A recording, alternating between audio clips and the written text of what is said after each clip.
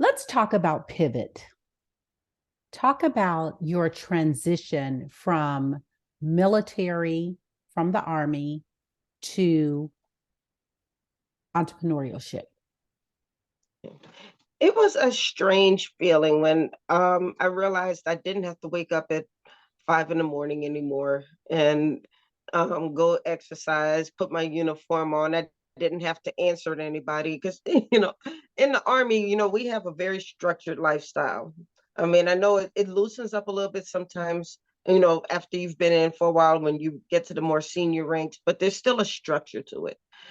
So in the Army, I was getting up in the morning to exercise. I had soldiers under me, who I had to lead, who I had to counsel, who I had to guide in the right direction. I had to write news stories. I had to take photos. I had to edit those news stories. I had to lay everything out. So there were a lot of things I had to juggle in the military, and I had to remind myself when I got out of the Army, I didn't have to do that as much anymore. Yes, it's still good to exercise. Sometimes I wish I was back in so I could start exercising again. But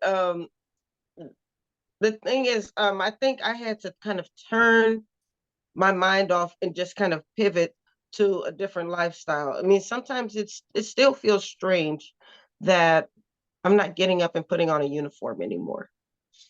Um, there were times where I was impatient with people because I was used to reporting back.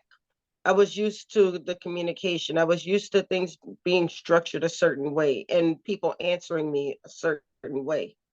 And when I got out of the Army and I'm working in the civilian sector again, it felt strange, because I still had that military mindset. I had to turn it off a bit and meet people where they were. Um, so I keep some of what I learned in the military, but other things I did have to pivot.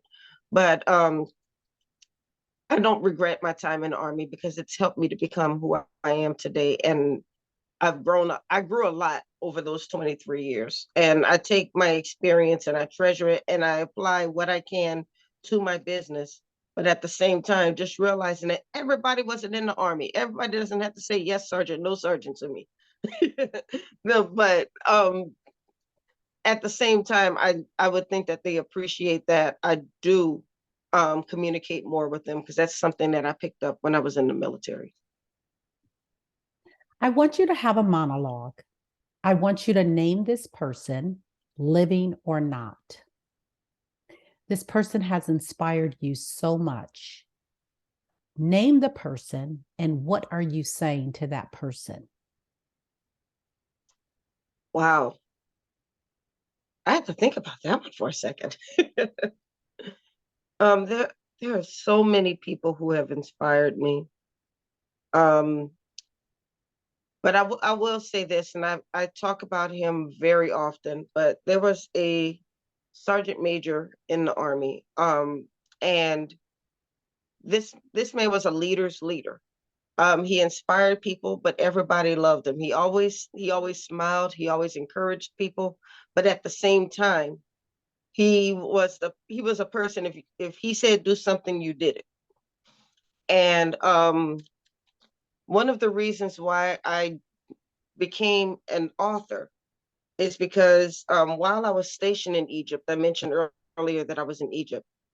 While I was stationed in Egypt, I got an email from another sergeant major who I knew very well. And she sent me this email and I opened it up that morning and it started off with Rhonda. First of all, she never calls me Rhonda. She always called me Sergeant Lawson. But this time she said Rhonda. And I was like, what's wrong? And then she told me that this sergeant major had been killed. And I just remember saying, oh my God. And I sat there at my desk and I cried. And all I could picture, and what happened was he was on a helicopter that had been shot down. And all I could picture was that he was probably on that helicopter, smiling and encouraging the soldiers around him. And I could picture when this helicopter got shot down, and he was probably still trying to encourage them, keep people calm, keep people safe. And what I didn't say about this same Sergeant Major, he was also the choir director for the choir that I was in. So, I mean, I loved everything about this man. So it really broke my heart that he was killed. And I was depressed for a couple of days. And then I sat and I thought about it one day as I was sitting in my room. And I said, he was probably ready to go because he had probably accomplished everything that he needed to accomplish. He was a combat soldier. He was he was encouraging his soldiers. He was in the choir. He could sing. He could the choir just sounded. You could be singing a song and somebody else could be directing it, and the choir would sound one way. He comes in and directs the same song, the same choir, and it would sound totally different. And I just thought about everything that he had done. And I asked myself if I'd done everything that I wanted to do. I was still sitting on cheating in the next room. I hadn't done anything with it yet. And after I gave myself that pep talk and I thought about him, and I felt like he was that he had done what he was supposed to do, and it was time for me to do what I was supposed to do.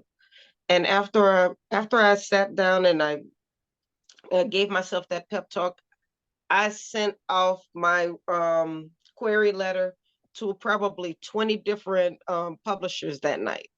I said, it's time for me to go ahead and get published. I need to do what I'm supposed to do. And a couple weeks later, I was able to get a deal. And that's how I became an author. So I think about him all the time. I've seen pictures of him. His photo is up in the combat, and out here in DC, they have all of these different memorials. But there's a memorial that has his picture in it. And so I always think about him, and it's because of him and the life that he lived that made me want to do what I was supposed to do. And I just hope, and what I would tell him is that I hope that I am inspiring somebody else to live the life that they should live, and that my life is a testimony for them. Dr. Rhonda, there are so many brands and businesses that are dominating. Name a brand or a business that's dominating that you admire and why.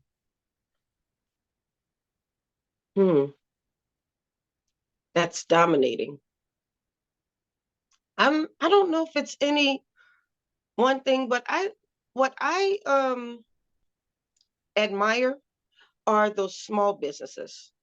I mentioned earlier when you were asking about the pandemic, there are a couple of friends of mine who started their companies during the pandemic, and one of them just celebrated. She just celebrated 5 years, so she actually started her business before the pandemic, but it really took off during the pandemic, and she has to this day published 400 authors, and I admire her because she's done a lot, and she was able to take that small business and make people's publishing dreams come true. I have another friend who's a publisher, and she actually started her business during the pandemic. And I've been talking with many of a few of the authors who have published under her, and they love her, and they feel like she cares about them. And so I have always admired companies that not only grow, but they actually care about the people whom they're serving. And they show them that you are not just a number to me, you are not just a paycheck to me. You are actually a part of my family. And I really admire small business owners who are able to do that, because when you're a small business, every dollar counts. Um, you always seem to be, I hate to use the word hustle, but you always seem to be on the hustle, trying to get that next customer, because sometimes that next customer might mean I'm going to be able to put groceries on the table. But when you are able to know that you're still looking for customers, but you still treat those customers like they are valued parts of your family, they are valued parts of your team while you're still collecting that paycheck. To me, that's the most beautiful thing.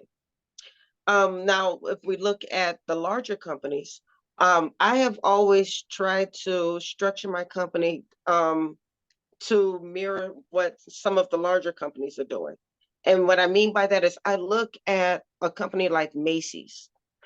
I don't even have to see the word Macy's come across the screen when a Macy's commercial comes on, because they are they're very, very strict with their branding. They use the same font, they use the same color. So when I look at a Macy's commercial without even looking at the word Macy's, I know it's a Macy's commercial because I recognize their brand.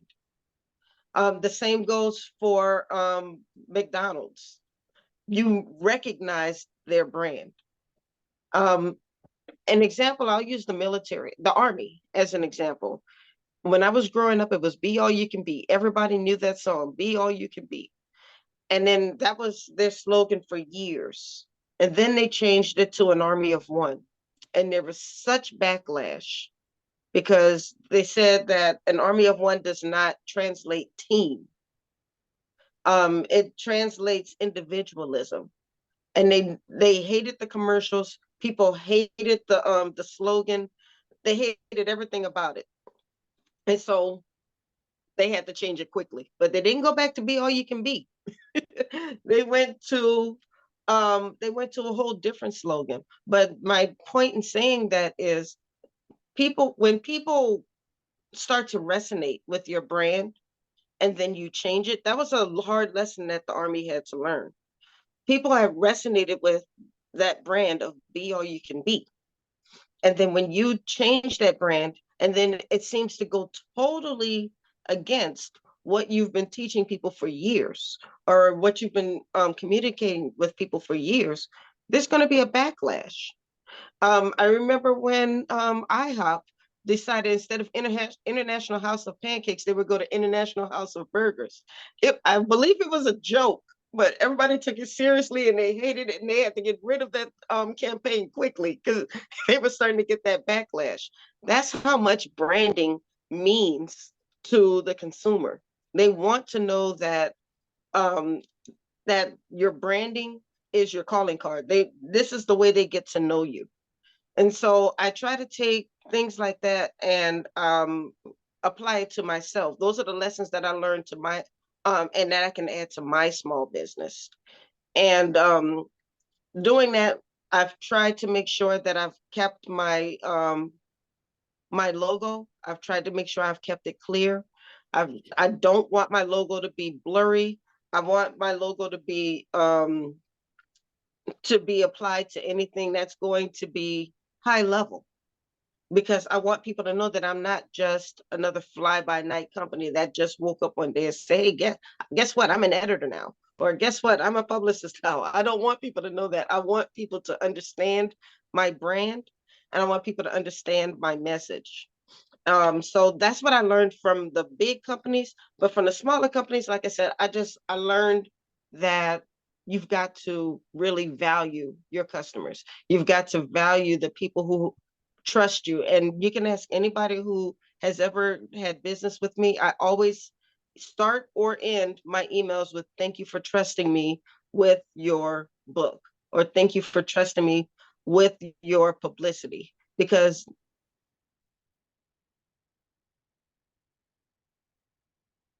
they are trusting you to give them your very best. And that is what I always try to do. So I learn from the small as well as learning from the big. What is your zone of genius? I've always said that writing is my superpower, but my zone of genius is I don't feel that I know it all. I'm going to continue to learn. That I'm going to continue to learning to be a better writer. I'm going to continue learning the trends so the publicity support that I give continues to improve, and that I stick with the trends, because I can't keep doing the same thing that was done 20 years ago, because things change.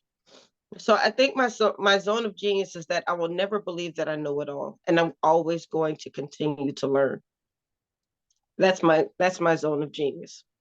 What can we do right now to support your business? Um, I say that you can support a business without ever spending a dime.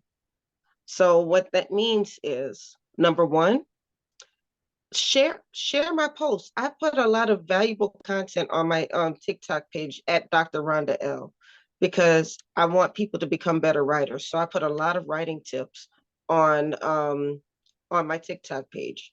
On my Instagram page, I have a show that I want to grow. It costs no money whatsoever to share the show, to tell other authors about the show so they can get publicity. On my Facebook page is where I advertise my events. Share the events. Now, that doesn't mean that you don't need to pay me for my services. Now, what that does mean though is that there's somebody out there who wants to write a book and they don't know where to get started. If you share my information, that person is going to see that. If you want to write your first book and you don't know how to get started, instead of trying to do it yourself and not knowing how to write a book and how to structure it, get a coach. Hey, Michael Jordan had a coach. I always tell people that LeBron James has a coach. So even if you are great at something, sometimes a coach will help you to make you even greater. So if you are out there and you want to learn how to write a book, or maybe you already have a book and you just need some help with getting that extra exposure, getting that book in front of the right people, come talk with me. I have packages that I can structure that will help you with your specific needs. And I want to be able to help at least 10 entrepreneurs this year become published authors. And I would love it if you would become one. Dr. Rhonda, if you conducted this interview, what is the one question you would have asked yourself? I want you to ask the question and answer it. Okay. Um, the one question I would have asked me is, why does every entrepreneur need a book? And I touched on it earlier, but you definitely need a book. And because people don't care about your life, they care about your message. So if you want to write a book about yourself, they want to know about your message. So what I tell every entrepreneur, you had a struggle, you had a journey to get to where you are today. So why not share that journey with the world? Meet the world. Why not share that journey with the world and inspire somebody else to start their own journey? So that's what I would say. This is why every entrepreneur needs a book, because you have a specific journey. You have a specific message that somebody is going to be inspired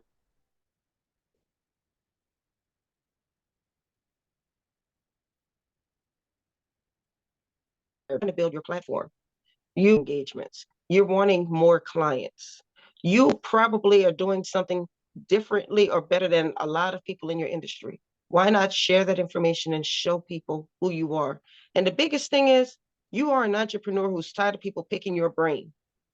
And if you are tired of people picking your brain for free, take that knowledge, put it in a book, and become a subject matter expert on that thing that people are picking your brain about.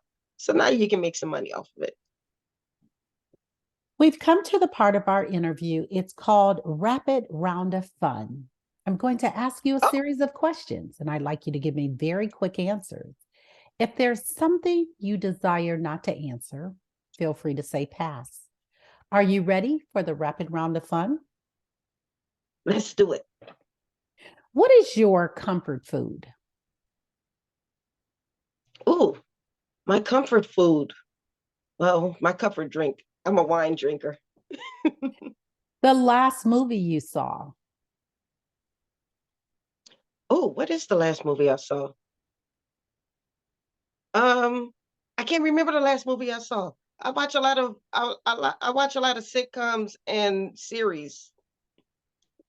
You relax doing what?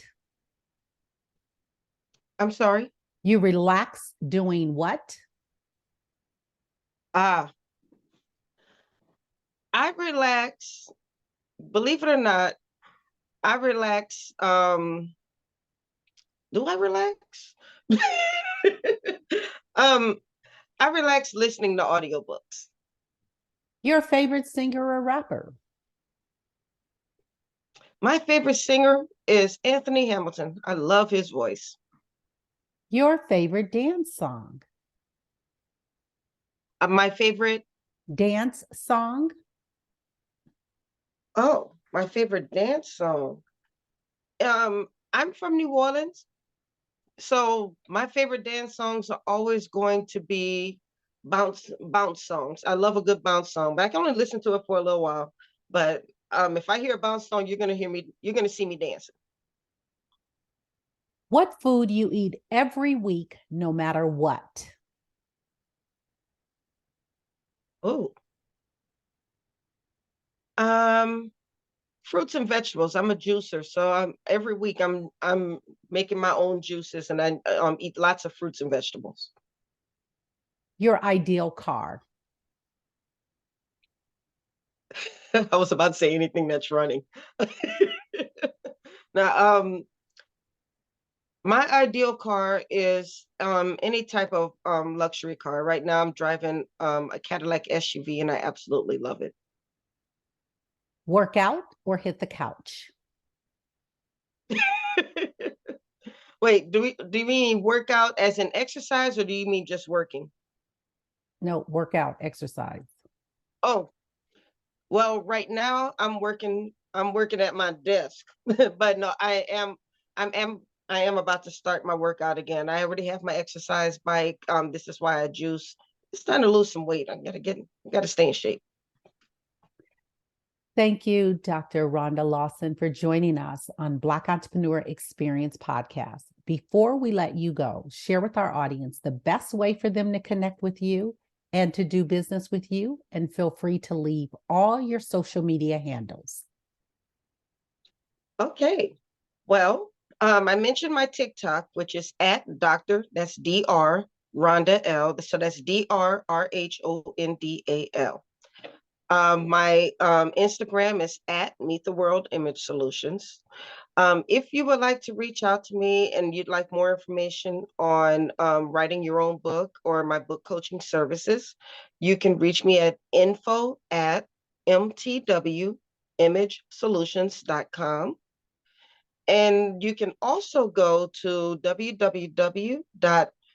Rhonda Connect, and you will get all of my information at my website, my books, my coaching services, and I actually also have a free author success guide that I give to anybody who would like to join my email list. So you can get all of that on www.drrhondaconnect.com. Thank you, Dr. Rhonda. That is a wrap. Thank you.